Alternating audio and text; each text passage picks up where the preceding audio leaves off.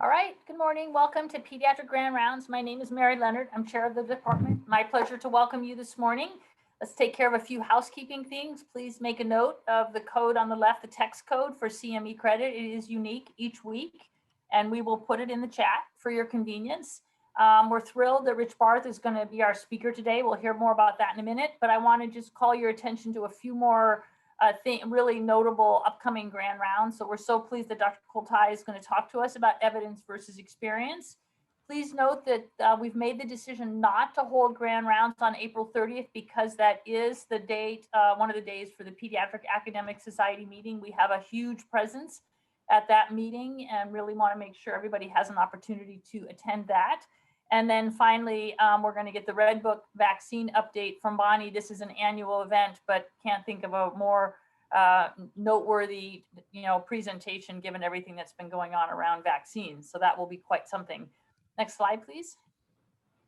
We also hope you all know that the Pediatrics Research Retreat is next week.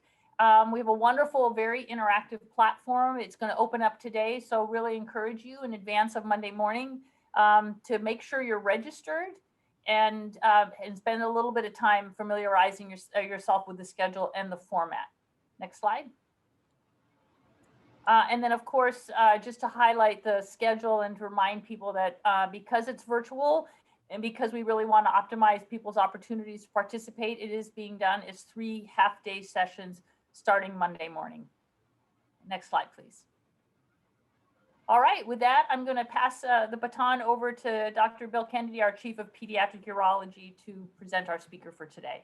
Thank you, Mary. It's a great privilege for me to introduce today's Pediatric Grand Round speaker, Dr. Richard Barth, Professor of Radiology at Stanford University School of Medicine. He has served as a Chief of Pediatric Radiology from 2003 until January of 2021. And under his leadership, the program has grown to become a national leader in pediatric radiology care, research, and education. Personally, Rich has been a valued colleague, collaborator, mentor, and friend since my arrival here at Stanford. Today, he will present on Microbubbles, a new era in pediatric ultrasonography.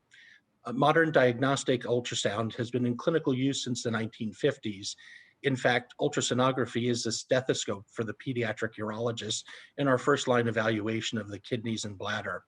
Dr. Barth will present on an innovative use of contrast agents in ultrasonography. Microbubbles have transformed what was a simple anatomic study into a functional assessment of an entire organ system.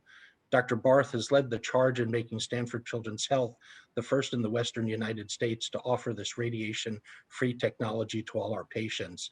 Please join me in welcoming Rich as he describes this novel journey here from Packard. All right, well, thank you. Thank you all for attending. I'm excited to share with you an overview on the evolving applications of contrast bubble ultrasound for children. The FDA in 2016, for the first time approved in the US, ultrasound bubbles as a contrast agents for use in the abdomen in children, and the applications are rapidly evolving. So here's the overview for today's talk. It's going to be the what, how, when, why initially. I'm going to talk about what are contrast microbubbles, how do they work, when should they be considered for clinical use, clinical indications for ultrasound contrast exams, why are we so excited about them. I will go into a safety profile, basic premise for pediatric care, do no harm. So I want to talk about the safety. And then I'll talk about the implementation into clinical practice at Packard, emphasizing first, characterization of pediatric liver lesions, 2, contrast enhanced voiding urosonography. I'll talk a little bit about point of care ultrasound, and then at the very end, a brief discussion on future contrast applications. So they're called bubbles because in fact, they are encapsulated bubbles. As you can see here on this picture, the contrast bubbles are composed of a low solubility gas. And in the case of Lumison, which is the approved agent that we use, it's a sulfur hexafluoride microsphere, and Lumison is encased in a lipid shell. This is a picture of the bubbles in suspension. You can see their size demarcated. They are equal or less than that of red blood cells, and that's a favorable attribute as they will pass through the capillary beds. In contrast to other contrast agents used in CT or MRI, this contrast agent stays completely intravascular. They're smaller than the average RBC. They're small enough to pass through the capillary beds without disruption, but they do not pass through the vascular endothelium. The shell, the fat shell is eliminated by hepatic metabolism or renal filtration, but renal function is not necessary to eliminate the shell. And the gas, as these bubbles burst over after several minutes, is eliminated through the lungs. This diagram on the right now shows the interaction. It will show the interaction between the ultrasound beam and the intravascular bubbles. And what you'll see as the bubbles are stimulated, they tend to expand and contract. And you'll see that here in this mock-up, the beam, and then you can see the expanding and the contracting bubbles. And as the bubbles expand, they return signal to the transducer, which can be exploited for a very nice contrast image. This is a waveform diagram of the same phenomenon. The ultrasound waves have both positive and pressure effect on the bubbles. As you can see, when there is a positive pressure effect, the bubbles shrink. And when there is a negative pressure effect, the bubbles will expand. And they continuously expand, sending back signal to the ultrasound transducer until they burst. This is a neat picture. This is actually the bubbles under sonification. This is a slow video played back slowly using a capture from what's called a Banderas microscope. It's 5 million frames a second, and you can see the bubbles actually contracting and expanding under the ultrasound stimulation. This picture on the right, this is the conventional display of contrast ultrasounds when we look at them. On the far right, you can see a conventional grayscale ultrasound showing the tissue. And then in the middle picture, you can see the contrast picture. So the contrast picture subtracts out the tissue so that there can be, basically it's a subtraction view, and it highlights then the contrast and takes away the tissue signal. And this is made possible by a technique called pulse inversion imaging, which exploits the linear scattering properties of normal tissue. And therefore, under PI, under pulse inversion, the normal tissue cancels out, and it's very diminished in its appearance. And if we look here at this image here, you'll see this is a contrast injection, the intravenous injection as an example. You can see on the contrast image in the middle how in the liver we can see an enhancing liver lesion. We can also get a nice look here in the bottom at the right kidney. So let's talk about now what are the clinical applications. So on label, what's been approved by the FDA are first non-vascular applications, which was the first application we introduced here at Packard, and that is contrast enhanced voiding urosonography for the diagnosis of reflux. And then there's intravenous applications, again approved for children for the characterization of liver lesions. And I think you'd all appreciate that pediatric approval by the FDA, that's unusual. And these out of the box were approved for pediatric applications. There's a lot of history for contrast use in Europe, but it only came to the US as an approved agent a few years ago. All right, we also have an opportunity to look at off-label applications, which we're doing here, and they're rapidly expanding around the country. Can be used for blunt abdominal trauma, solid organ evaluation, particularly for surveillance after initial diagnosis. It can be used for gastrointestinal imaging. My colleague, our chief of ultrasound, Erica Rubasova, is doing some wonderful work on inflammatory bowel disease imaging. It can be used in IR to help image-guided biopsies if lesions are difficult to visualize. It can be used for renal masses. And then there are non-vascular applications where tubes and contrast can be injected into tubes or into cavities. And we'll talk a bit about that more in a bit. So why? What's all the excitement? The excitement is that really ultrasound bubbles do check most of the boxes that you'd want to have in a contrast agent and an imaging procedure. So first, there is a high safety profile. It's a safe alternative to CT and MRI in patients with a history of allergic reaction or to iodinated contrast or to gadolinium.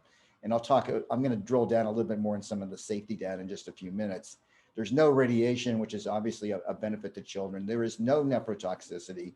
So actually, that's one of the reasons we like the term bubbles, because contrast agents often connotate that there can be renal toxicity. a renal insult. There is no renal insult from the bubbles, and it can be used safely even in children who have renal failure.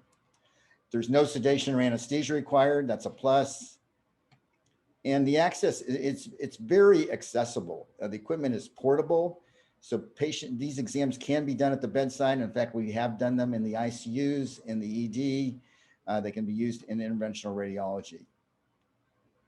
And it's a lower cost alternative to other imaging procedures, generally about a third the cost of CT and MRI. Some of the limitations, well, it is a culture change. We've taken a non-contrast modality to a contrast one, and it does involve IV access, but generally it has been very well accepted. What are the contraindications for IV applications? Prior history of hypersensitivity reaction to sulfur hexafluoride microspheres, the contrast agent itself, or Lumasign is a contraindication. Pregnancy risk. There is no data for Lumasign use in pregnant women to inform risks. And other than in the research mode, it's not being used clinically. And then what's missing from the contraindications, I point out that cardiac shunt lesions are not a contraindication. They were when the contrast was initially approved 3 years ago, but their small size does not cause them to cause any issues in getting through the capillary bed. And the FDA about 2 years ago removed cardiac shunts as a contraindication. So when can we consider using them? And I'm going to take us in right now to, first, I'm going to talk about the first FDA approved application. And that's the characterization of liver lesions, which has been a growing practice for us, particularly over the last 12 months. So the benefits of ultrasound characterization of liver lesions are one, it's highly accurate for differentiating benign from malignant liver tumors. I'll share some data on that.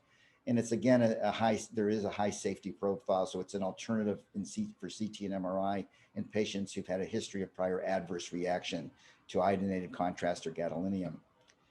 So here's some of the safety data. If we look at all applications, this is from the adult population for echo and abdominal applications. There's over 3 million injections worldwide. And this is work by Stephanie Wilson and Peter Burns, who are thought leaders in ultrasound contrast. The estimated severe adverse events, anaphylaxis, is about 0.14%. That compares to about 0.4 to 0.6% for iodinated contrast. And it's about the same as what you'd expect for an MRI gadolinium contrast agent. Specifically for children, the Society for Pediatric Radiology Contrast Task Force did a literature review reporting on 1,071 children who underwent IV contrast, mostly with Lumasign.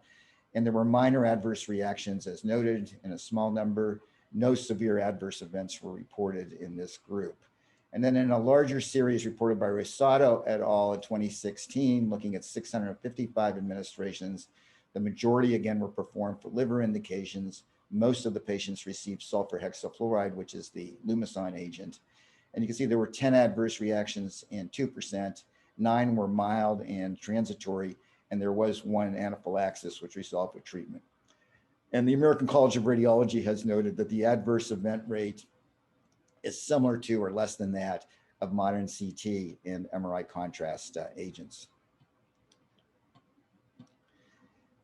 So we've stated already that that the contrast is highly accurate for differentiating benign from malignant lesions. Ultrasound, conventional ultrasound remains a primary tool for initial assessment of these lesions. Having said that, grayscale and Doppler ultrasound are often non-specific for the assessment of solid masses. Contrast diagnosis is based on a temporal enhancement pattern assessment. And it's very similar to the characterization that is in convention for CT and MRI studies for liver lesions.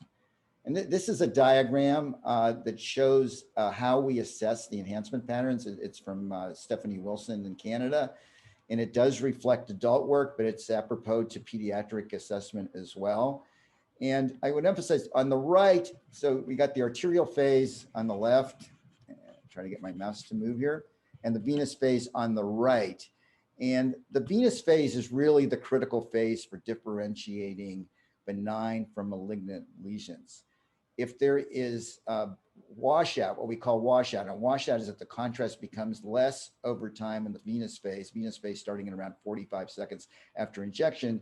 If the enhancement of the lesion is less than that of the adjacent liver, we call that washout, and that becomes highly concerning for malignant tumors, metastases, or primary liver cell cancers. Whereas benign lesions, hemangiomas, FNH, focal nodular hyperplasia, and adenomas tend to either completely retain the contrast, as indicated in white on the venous phase, or they partially retain the contrast. The arterial phase is not specific for benign for malignant, but I will point out that hemangiomas and FNH have a pretty characteristic pattern on the arterial phase that allows you to suggest the diagnosis. But again, the venous phase is where the money is. So here's an example. This is a 3-year-old boy who had cholestasis on TPN and had liver lesions suspected on ultrasound. And I'll play the clip here, and you can see here, let's get it to play.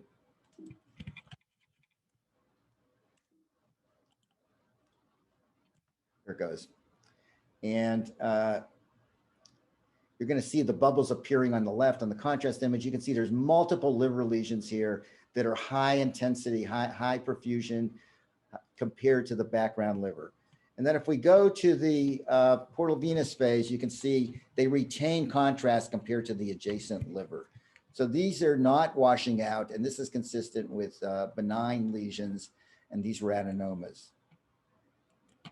So if we break down the more common liver masses in children, this is not an inclusive list, but these are the common lesions. We identify them and look at them as benign versus malignant. The question is, can we differentiate benign from malignant masses?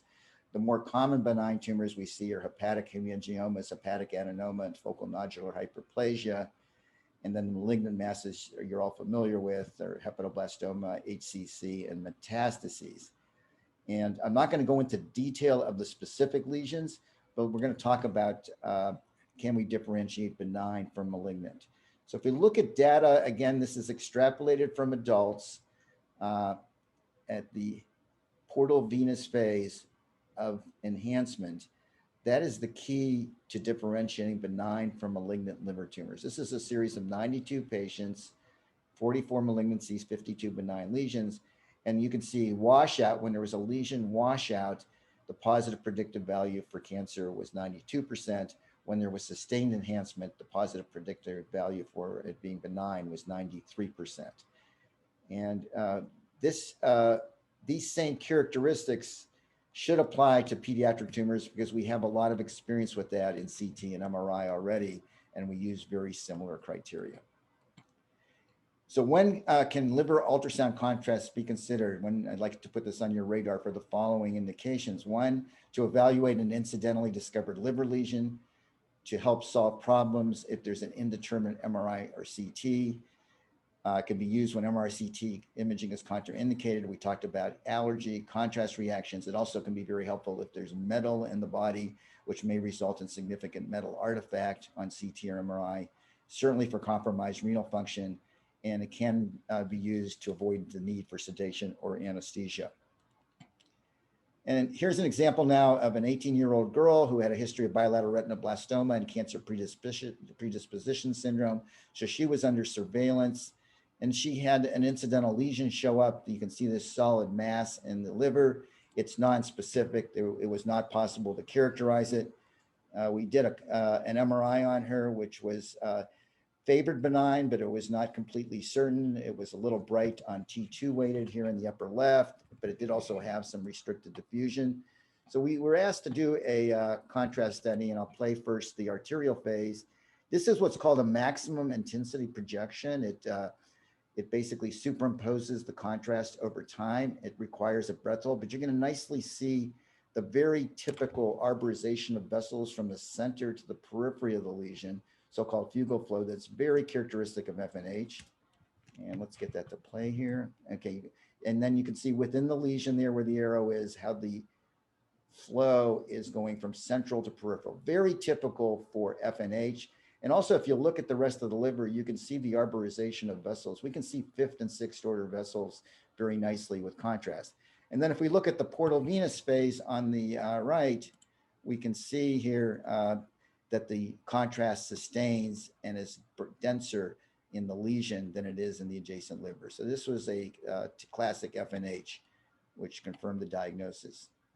FNH is important to recognize. We used to think of this as only in adult women until about 15 years ago as a lesion that didn't really occur in children, but it actually ends up being the most common benign tumor in the liver in the oncology population for children who've undergone chemotherapy and also in BMT patients.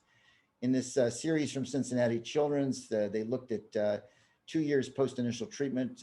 They looked at cross-sectional imaging studies, and they noted that 46 out of 237, 17% developed new liver lesions. 14 of the lesions were FNH. So FNH is definitely something that we are now seeing much more commonly in children. Sloan Kettering also reported their experience. They reported a series of 10 cases where FNH was diagnosed on MRI. All right, let me switch gears now and talk a little bit. I'm going to show you 2 newborn cases where I think ultrasound contrast was quite helpful to emphasize the ability to differentiate benign from malignant. So this is a 1-day-old presented with a cystic left renal mass, and you can see the kidney here. You can see this complex mass with cystic component and then a thickened capsule around it. The contrast, the Doppler was nonspecific. In addition, there were echogenic lesions within the liver. So the differential at this point was basically neuroblastoma with mets to the liver, but mets are usually not quite this homogeneously echogenic in neuroblastoma versus the possibility of adrenal hemorrhage and incidental hemangiomas, which could look like this. And MRI, the ultrasound really did complemented the MRI and the MIBG scan, which were not certain as to the diagnosis. And here I'm going to play the arterial phase, and you can see the arterial phase here. And you're going to see that the liver is extremely heterogeneous. It's a Swiss cheese liver. It should be much more homogeneous than that. There's going to be a little speckle, but not this much. And then on the portal venous phase, you can see there's many defects throughout the entire liver. So this liver was studied with multiple lesions consistent with metastatic neuroblastoma. And then if we look at the adrenal lesion itself, you can see that in the wall where the arrow is pointing, there are bubbles in the capsule. And that would not be what you'd expect for an adrenal hemorrhage. So this is confirmed neuroblastoma. Here's another very similar case, a companion case. 5-day-old boy came in, again, had an adrenal mass, which you can see on the right here above the kidney, had an echogenic solid mass in the liver, raised again the possibility for concern for neuroblastoma. Unusual to see liver lesions, benign liver lesions, unless they're hemangiomas in the liver. And again, on the MRI, there was clearly black areas in the adrenal mass. There was iron deposition. There was slum iron deposition within the liver lesion as well. So there was some concern for hemorrhage, but there was also concern for this potentially being a mass related to neuroblastoma. So we were asked to do an ultrasound, and I'm going to show you 2 clips here. This is the adrenal lesion, and you're going to see what I've dubbed the black hole sign. The black hole sign is something we've seen with hemorrhage. So here is the adrenal lesion. It's just a black hole. You get nothing in there other than a little bit of background, and there is no enhancement around the lesion. And then if we go to the liver, you're going to again see the black hole sign. And we've seen this now on several occasions. You can see the black area in the liver. There's no contrast enhancement. So this really was typical for hemorrhage, and we were a little perplexed how that might have happened. And I was talking to the mom, and I said, gee, was there any injury to you during pregnancy? And she said, well, actually at 32 weeks, I was on a water slide at 32 weeks gestational age, and I fell down and I ended up in the ED for trauma. I don't know what she was doing on a water slide at 32 weeks, but that was her story.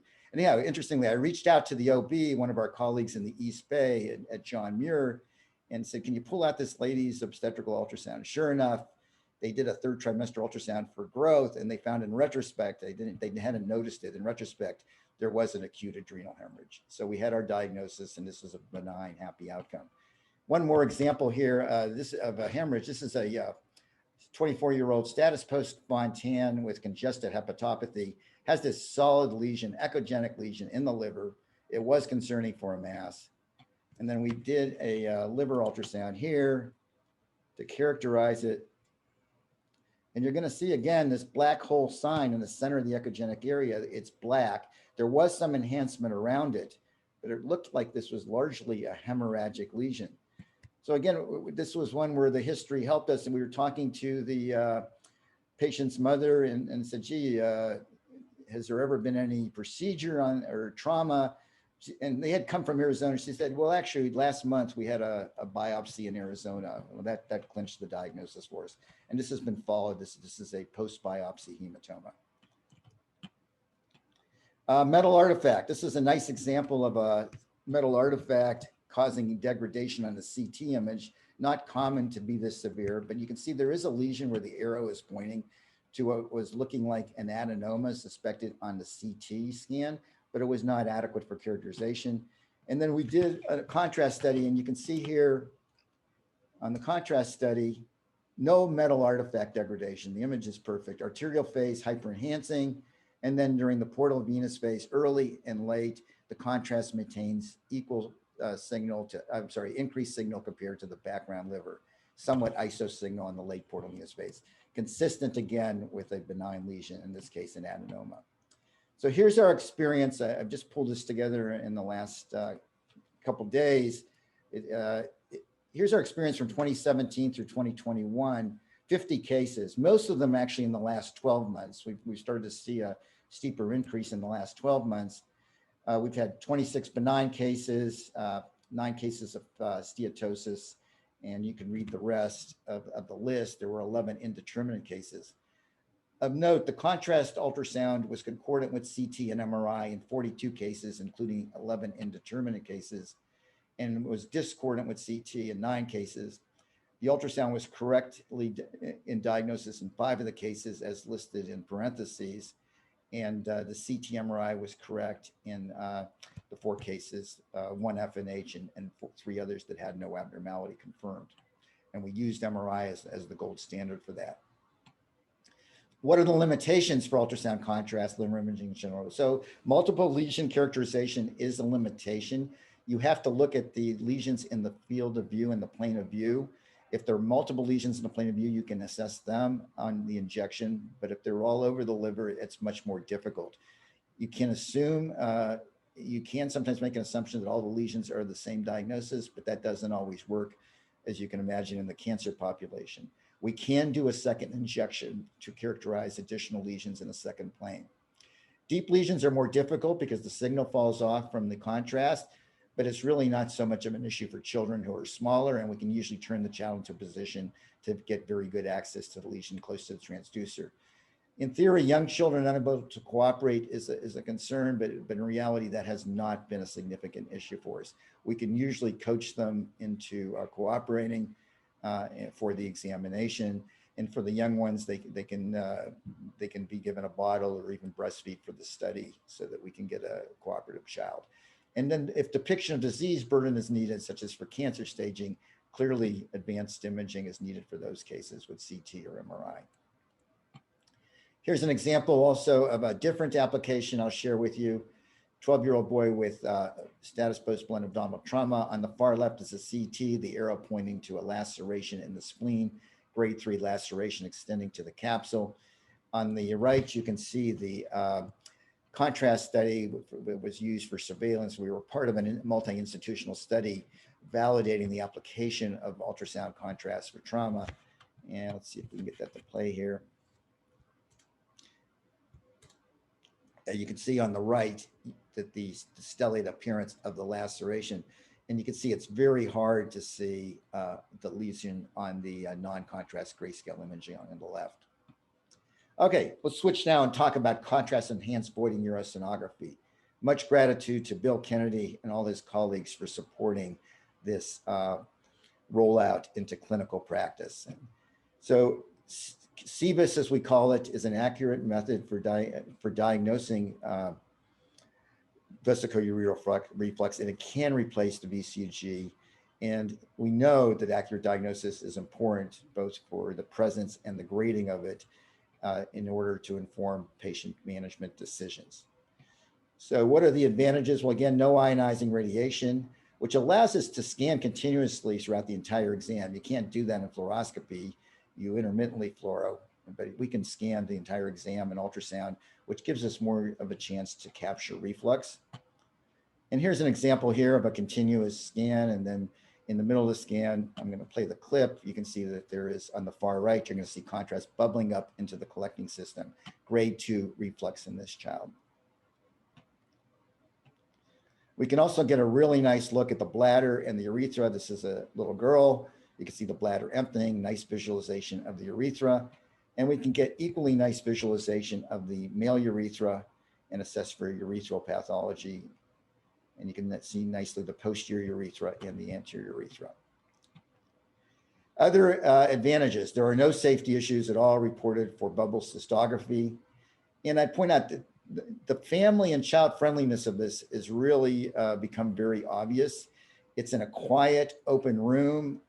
It's a very comfortable study for the child and the family, relatively speaking. We still do have to do a catheterization. And if necessary, for the ultrasound study, physiological voiding with the child sitting on a potty is possible. Here's an example of that comfort level. So this is the traditional fluoroscopic examination. There's usually a person at the bottom of the fluoroscopic tower who's helping to keep the patient in position. And then there's usually a parent at the upper end, and the child is then under the fluoro tower. It's hard to see the child and you have to sort of duck under, and we're used to doing that and we can do it pretty well, but it's not as comfortable as this procedure done in an ultrasound suite. And this picture is shared with the permission of the family. And you can see Marilyn, our wonderful sonographer, performing the study in the ultrasound suite down at Sunnyvale. We can see the father at the head of the bed, and we can see our child life specialist who's assisting with it. I'd briefly like to talk about the AAP, American Academy of Pediatric VCUG Practice Guideline. Specifically, VCUG should not be performed on a routine basis after a first febrile UTI, but they do list as indications children of any age with 2 or more febrile UTIs, and then children between 2 and 24 months old if the renal bladder ultrasound shows significant hydro, scarring, or other findings that might suggest high-grade reflux or obstructive uropathy. And then for certain pathogens, it's indicated as well. And I know there's been some controversy around this, but this is the guideline published in 2016. Also in 2016, I want to highlight some other comments on the practice guideline, which are pertinent to the radiation-free CVIS study.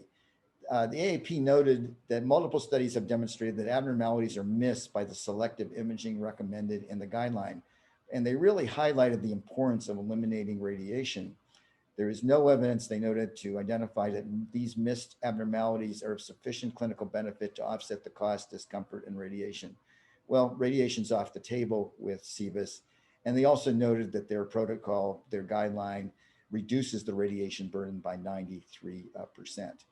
And I would also add, as our urology colleagues know, that even if you do see hydro, yes, you could be more concerned about reflux, but it's not unusual to have mild hydro or not even hydro at all, and you can still have vesicoureteral reflux. So that by itself is not always definitive. This is, so how good are we at detecting reflux compared to VCUG? This is a comparative study comparing on top the first generation ultrasound contrast agents in 1,338 patients, and then 190 second generation. The difference is that second generation contrast agents such as Lumason are much more stable. They don't burst as rapidly, which is good. And then they looked at the number of basically collecting systems, pelvoureteric units.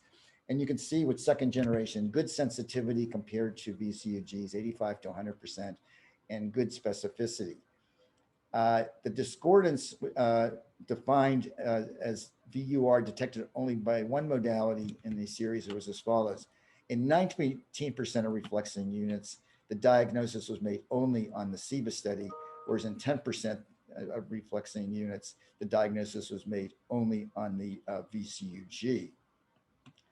So then after we make the diagnosis, how good are we at actually grading the severity correctly? And with ultrasound, we use the international classification, same as we do for VCUG. grades 1 through 5. Grade 1 is minimal into the ureter. Grade 5 is more severe with the dilated tortuous ureter. And I would call out that grade 5 is also confirmed when there's parenchymal reflux, as most of you know, into the parenchyma of the kidney. And I point that out because that is much harder to detect on a VCUG and pretty readily detected on an ultrasound study. Here's an example of our validation of contrast ultrasound at Packard. We did a validation series for about a year to be sure that we were able to do the exam and accurately grade reflux as well as we could on a VCUG. Here's an example of a grade 5 VCUG on the right, and on the left, you can see the dilated, you can see the bladder with the B, the dilated tortuous ureter, and the hydronephrotic kidney. I want to point out parenchymal reflux because we've really been struck by how easy it is to see that. On the left, you can see reflux into the collecting system, but you see the kidney parenchyma is black. And now watch this clip. You're going to see it brighten very quickly there. There it goes. Parenchyma just lit up, and you can see it on the right as well. So this is intraparenchymal reflux, unequivocally grade 5 VUR. How good are we at grading reflux? This is a series of 6 studies, 5x5 grid comparing voiding ureasonography reflux grade on the left with the VCUG reflux grade on the right. And you can see that the correlation is pretty high, about a 75% correlation for reflux. Much higher for high grade reflux. It falls off a little bit for minor reflux where the ultrasound tends to stage and grade the reflux a little bit higher. And then if we look at grades of reflux detected only on the CVIS or the VCG studies, 70% of the VUR detected only on the CVIS studies were grade 2 to 5, which are the important grades to know about for management decisions, particularly grades 3 through 5, whereas 68% were detected only on VCG were grade 1. Here's an example. This was during our validation phase, positive ultrasound, negative VCG. There was pre-existing hydronephrosis. And I'll play the clip for you. On the right, you'll see some small numbers of contrast bubbles, but unequivocally, you can see the focal bubbles percolating into the collecting system, into the pelvis and the calyces, confirming that there was reflux into the collecting system consistent with grade 2. How well has this been accepted? It's been very well accepted clinically, both by urology and our pediatric referring docs. You can see here that in 2017, 2018, during the initial rollout, we had about 2/3 acceptance, but data through July of 2020 of last year, 99% of the studies have been converted to CVIS, and we're really doing the fluoroscopic studies anymore. And this is a shout out to our sonographers. This is Brittany Newman, our supervisor. She played an incredible role in the validation phase, working with the radiologists, primarily with Erica Rubasova and myself, and with the urologist to validate this study. And she's played a key role in us training all of the radiologists on doing the study.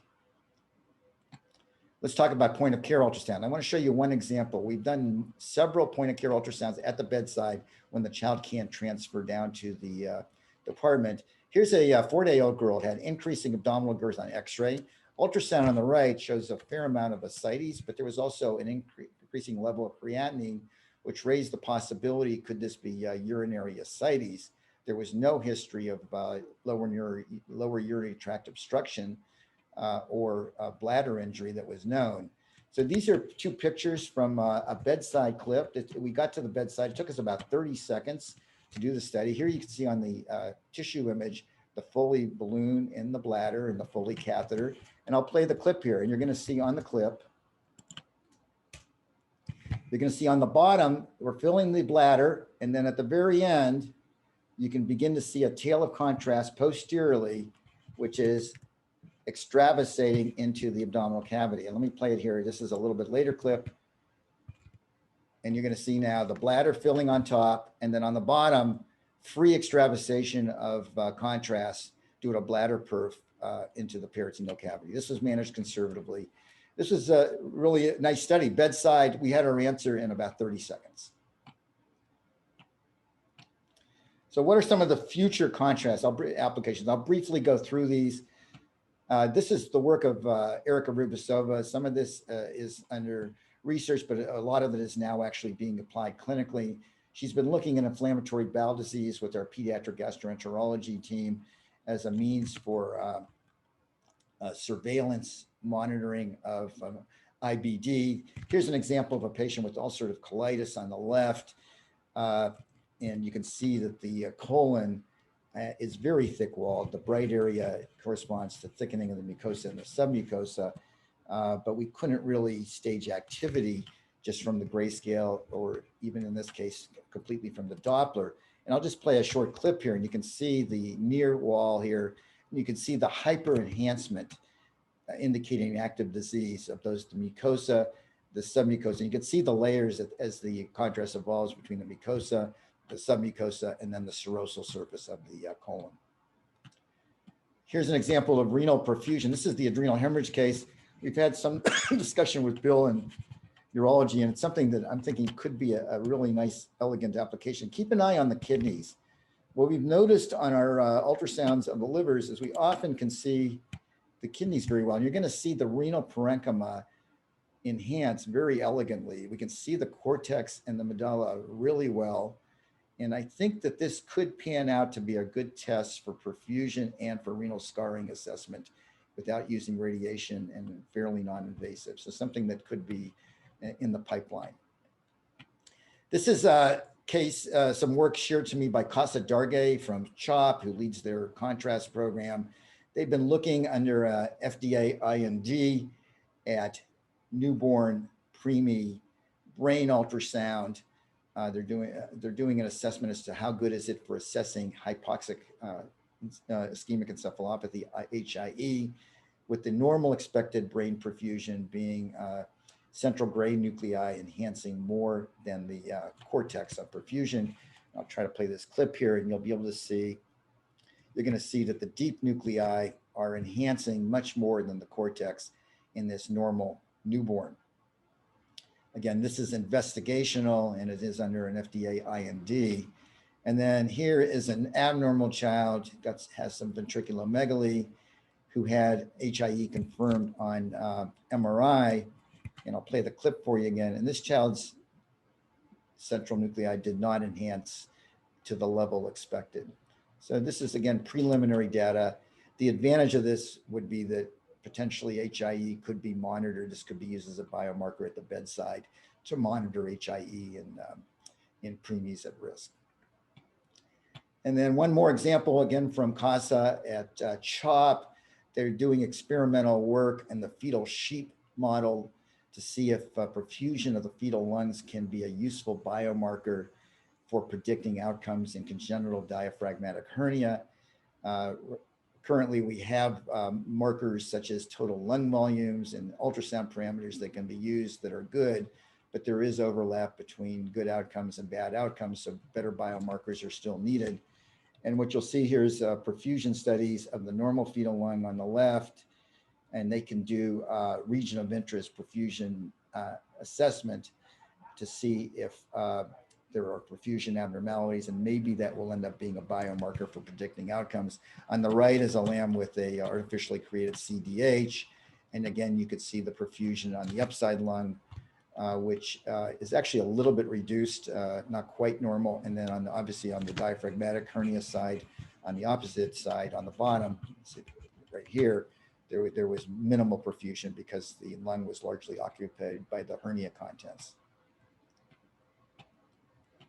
All right, so in summary, contrast ultrasound is here to stay. It's evolving as a powerful, safe tool for children. Contrast voiding urosonography, SEVA studies, is an excellent alternative to VCUG, an assessment for VUR. And as Bill nicely stated in the introduction, we introduced it in the Western United States, and it's been well accepted. IV contrast ultrasound is also evolving as a safe and accurate method for characterizing select liver lesions. I got to call out all of our fantastic sonographers. We got, whoops, let me just go right here one more time, right here.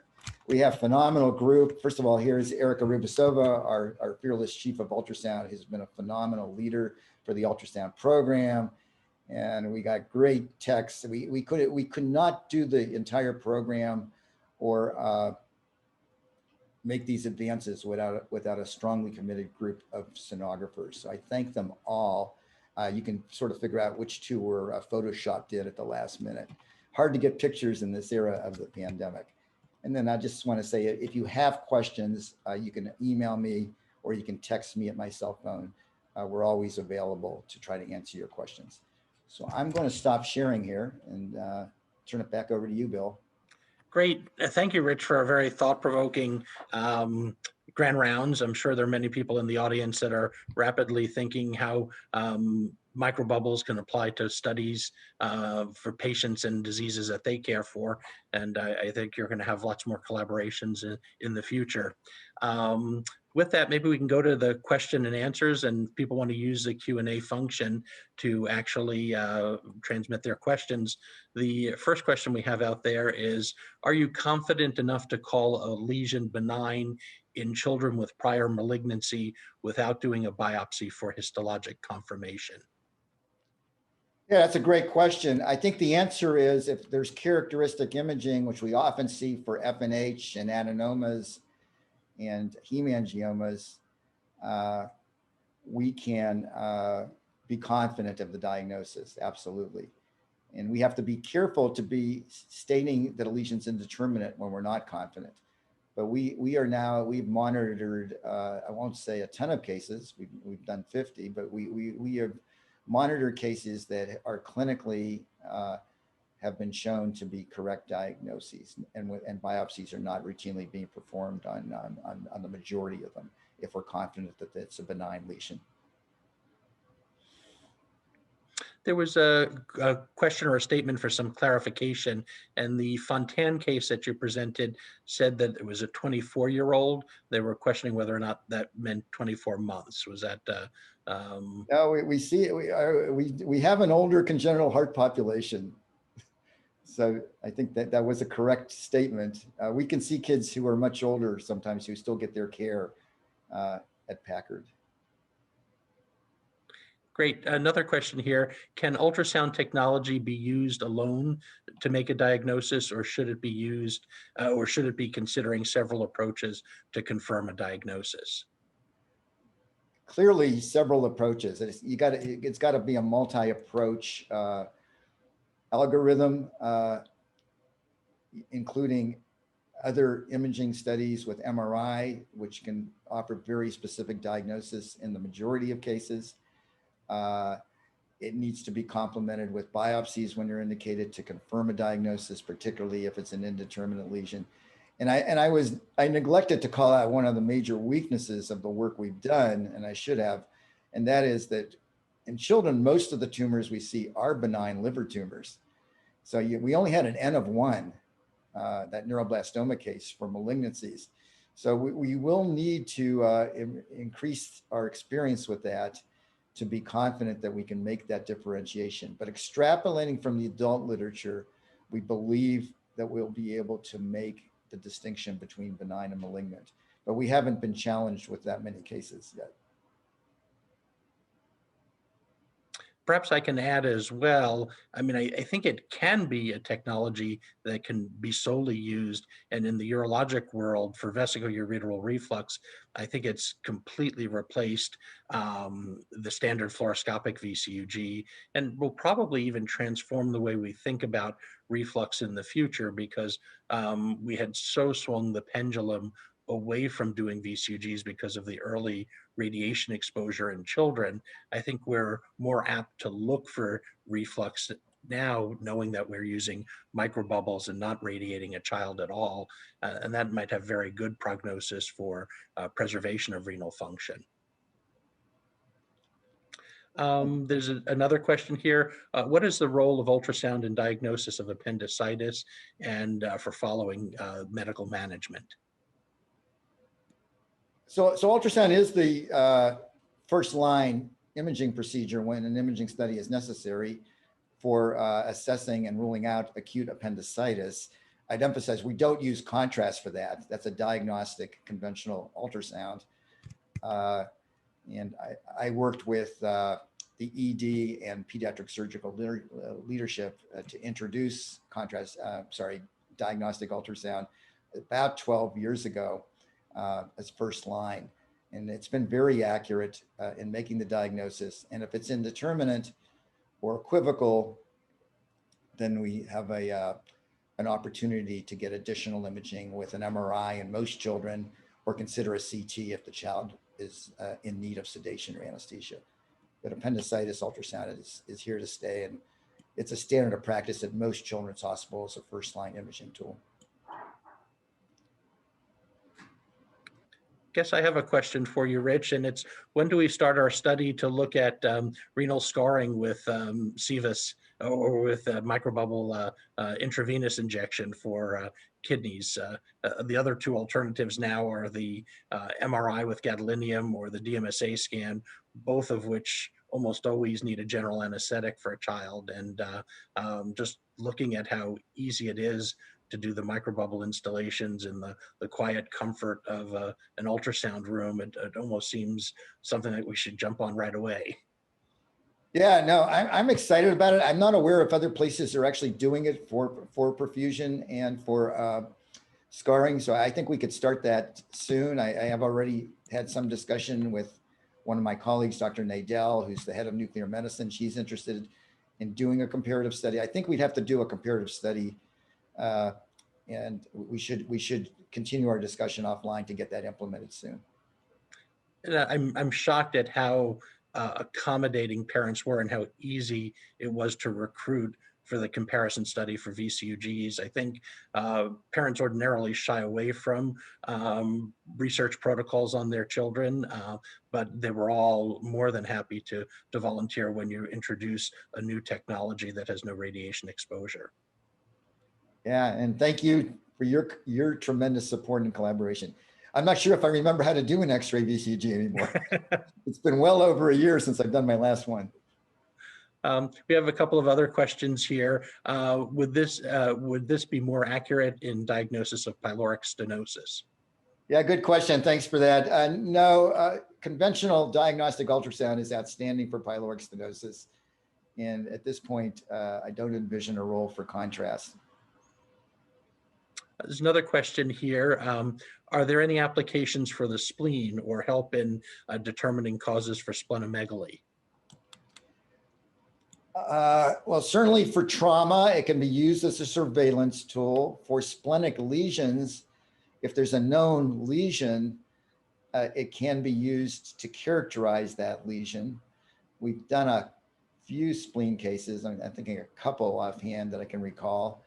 It certainly can be, I think, a pretty powerful tool in screening the immune compromised population for things like small fungal abscesses that could be in the spleen or the liver as well.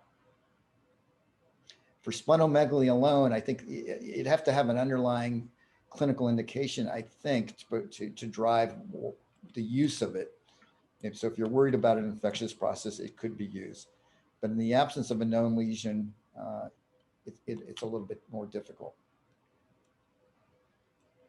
We have a practical question here for you, for you, Rich, and it's who puts the IV in the child for the exam?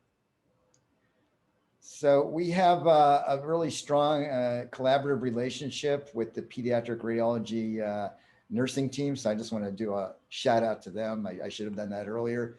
They have been really phenomenal. They often come up last minute if it's an add-on case. I think it was just yesterday that we had an urgent add-on case from somebody a few hours away, and they came out and it wasn't scheduled. They came up and accommodated. So our nursing team is really good. And we do monitor all the children for 30 minutes after the injection, which is the recommended time for a reaction. We haven't seen a reaction. Again, our numbers are small. We have not seen any even minor reactions, but the nursing group has been very supportive of that. I have another question here. What is the role of ultrasound in follow-up of CHD surgical interventions to determine adequacy of blood flow and cardiac output estimate? So that's a great question, and I would have to defer to my cardiology colleagues. We're not doing that. That would be, I think, a cardiac application for echo bubbles. I don't know if there's anybody who can comment on that who's here from cardiology. think that brings our questions to a close unless there's any last minute questions. Oh, wait. Well, thanks everybody for attending. And again, please reach out to any of us. I'm available. We love to talk about contrast bubbles and other ultrasound applications. So we're there to discuss this with you. Have a great day, everybody. Okay. Thanks once again, Richard. It was a wonderful presentation. Thanks so much. The preceding program is copyrighted by the Board of Trustees of the Leland Stanford Junior University. Please visit us at med.stanford.edu.